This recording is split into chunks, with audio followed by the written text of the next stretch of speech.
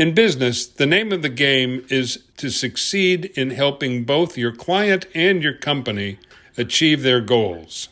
In order to do that, you must set clear client-centered goals, conduct successful operations, track goal attainment, and consistently manage results.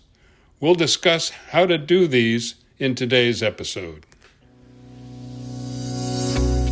Hi, I'm Rick Kendall. And I'm Fred Ball. Welcome to Management Mastery. The purpose of these podcasts is to share what each of us has learned about good and bad management in our combined over 40 years of experience, both as managers and executive coaches. During that time, we've coached managers at every level in companies from Fortune 100s to brand new startups in all major businesses, including nonprofits, government, and education. So whether you're just starting in your first management position or are an experienced manager looking to strengthen your management skills, we know our podcast will be valuable to you. In today's episode, we're going to cover three areas: how to conduct successful operations and the role that you as a manager play in that, the steps in succeeding in your operations, and how to track your goal attainment and consistently manage results. As Rick was saying, it first starts out with setting a clear direction and then achieving results. And what's in between those two things is execution. And that execution must be done well. Many times, a new manager is more focused on things like strategy than they are on execution. And yet execution is absolutely critical to your success. It's a major job of a business leader. Your heart and soul has to be immersed in producing successful operations, and you set the norms of behavior.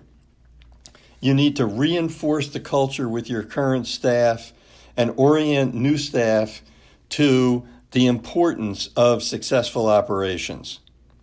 And you need to hire people who believe in the process and who love to be successful.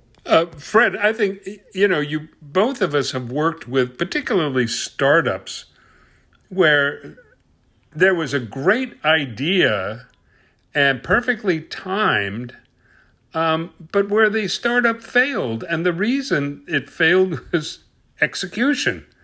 The leader of the endeavor just didn't know how to execute against the goals that they'd set for themselves.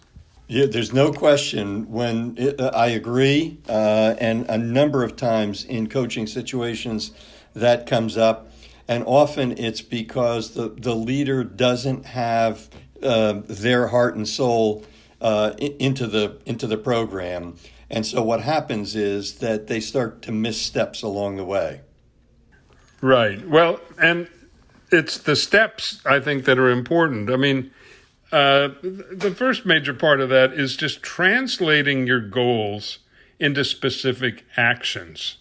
You want to create a set of what we've called cascading aligned goals. That is, turn each goal into an action and break it down into behaviors and activities at all the levels. And so you want to know at each step what the next step is going to be, know what's required operationally, and then set high standards for accountability. You got to articulate the strategies and results to be obtained, but you also have to empower your staff to make decisions and to select the methods they're going to use to attain those goals. You don't want to be a micromanager. And you want to set it up as a system that aligns the people, the strategy, and the operations. So you've got all the right people doing the things that they are best equipped to do. That's exactly right. And then you want to determine and set out the few key metrics that will lead to success, and have your project managers absolutely clear as to what those metrics are, so that they can set time frames and work schedules so everyone knows who's responsible. An example that I've worked on recently is one where engineers were on cross-sharing projects and they needed to communicate with each other consistently and the project with the project manager to ensure transparency and communication. Another situation that I had recently in a coaching situation was for new salespeople. They needed to know the number of calls that they were required to make during the course of a day, and how they were going to record them properly to produce a clear track record, especially so that if they ever left the organization had the record of calls that had been made and what the notes were. Right, and I think a part of that is also to delegate the work clearly and effectively. I mean, sometimes the problem is when everybody's responsible for something, no one is. So you want to make sure that everybody knows exactly what they are responsible for. And also to allocate resources where you get the biggest payback from them. And you want to keep communication open in a non-judgmental way and a goal-oriented way. So if people are having problems, they feel it's okay to come and tell you about them, and to work with feel that you will work with them to resolve the problem. And you got to manage their time to ensure that what they're spending their time on is in line with your key priorities. And then be aware when barriers arise that prevent them from doing what they're supposed to be doing. And it's your job to remove them. Yeah. And even doing all those things, nothing is going to be perfect. And there are going to be changes that need to be made. And it needs to be studied. It needs to be figured out. You need to gather data. You need to talk with staff. And then once a decision is made, you want to adapt quickly. You want to work with speed and conviction. You want to thrive on the change and solving problem, but not focus on blames. And all of this has to do with connecting empathically and emotionally with the team. You want to engage people's passion. You want to congratulate them when they do something well. You want to coach them when there's something that they could do better. And you want to do as much as you possibly can to make work fun. Right. And another part of this is really and very important and is tracking goals and making sure, as we've talked about, making sure the goals are clearly laid out. Everybody knows what they're responsible for. And that make work fun. There was a company, I can't remember the name now, but there was a company up here in Connecticut where every time somebody made a sale or whatever, they had a big gong, and the person who had a success would ring the gong. So everybody, and then everybody would come out of their office and applaud, and so it was that kind of reward system that everybody got a kick out of. But one of the important things to keep in mind as a manager, particularly when you're setting the goals for your group, is to keep the number of goals manageable. Keep it as small as you can and as focused as you can. Because the more goals you have, the lower the probability is that you'll achieve all of them or even some of them. So you want to keep that manageable. You also want to set the goals and prioritize them so that you can secure early wins on those goals or those projects that are most important to your boss. Your boss's priorities should be your priorities. And one way to do this, and probably the most effective way to do this, is to have a visible, compelling scoreboard, ideally one that's always visible to everybody, and where the goals are laid out and the progress to achieving them is recorded regularly so everybody can see where everybody is. So you know where are we now, where do we need to be, and have the key metrics for moving towards those goals, and a timeline. You want everybody to know, are we on schedule? Are we getting there? Are we not? Am I behind? Am I ahead? So there's a little competition going on, but you also want to make it a team effort so everybody's rooting for everybody else to reach their goals. And when you're doing that, you will undoubtedly find some people who are equal to or ahead of their goal, and you'll find some people who are struggling.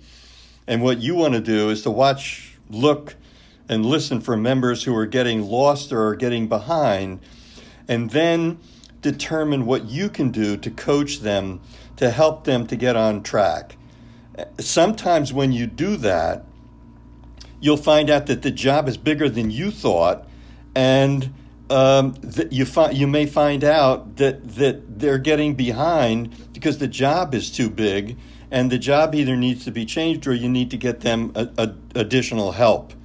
And as Rick said, you need to clear any obstacles for them. Right. And another part of that is, and we've talked about this, but you also have to hold everyone, and everyone has to hold each other accountable all the time. A big mistake that especially new managers make is that they allow themselves, because it's not always pleasant to be reminding people that they're falling behind and to keep nudging them towards achieving their stated goals. And so it's very easy to get distracted by other things and to take your eye off the ball. And you can't do that, because that's how the whole department falls behind. If you're not taking the goals seriously, then your staff won't take them seriously. So you want to meet frequently enough to assess progress. It could be daily, weekly, monthly. The task at hand will dictate how frequently you need to monitor what's going on. And you don't want to miss those meetings or fall behind in that schedule. Sometimes if you can't do a meeting, then you want to immediately follow up maybe with individual meetings so everybody knows that you're focused on them achieving their goals. And you want to be sure everybody is discussing the key results, major problems on a regular basis, because the other thing that happens is you don't pay attention, and then it becomes even more difficult to fix a problem when it arises. No questions. And then the thing that you need to do is you need to be conducting evaluations continuously as you go along. So you want to ask yourself things like, we always need to remember that the focus of the whole thing is servicing the client. Have I forged a positive partnership with clients based on outstanding service? Are we meeting the client's goals? Are we ahead in reaching the client's goals and our own goals? How do I know? What can we do better? Are we delivering superior results in the face of constantly changing business environment? And you can probably add 5 more questions of your own to this. Yeah, what I would add is are you keeping your boss informed of your progress? So often there's an assumption that the boss knows what you're doing, and that's not always the case. They have other people and other things they have to pay attention to, and unless they have a big scoreboard with your name on it, they may not be aware of where you are. So you always want to be prepared to talk about your team's progress and successes, because if the boss doesn't hear about it or see it, sometimes they think it's not happening. So you want to keep a record of what your group has achieved, and make a point of regularly meeting with your boss and just bringing them up to speed on where you are and how you're working towards accomplishing the goals. And this is a time to bring up any problems before they get out of hand and before they come to the attention of your boss some other way. you always want to be ahead of that curve. No question. And it's well said that you need to keep your boss informed.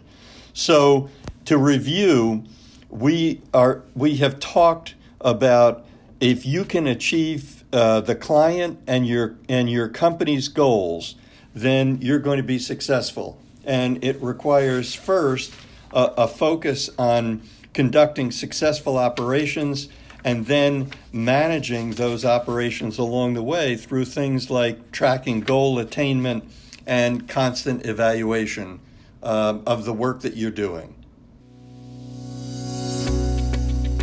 We hope you have found this podcast useful and will come back again for more management mastery. If you have any comments about this or any of our episodes, or would like to find out more about our other services, including one-on-one coaching and group seminars for managers, visit our website at careercoachclass.com. Thanks for listening.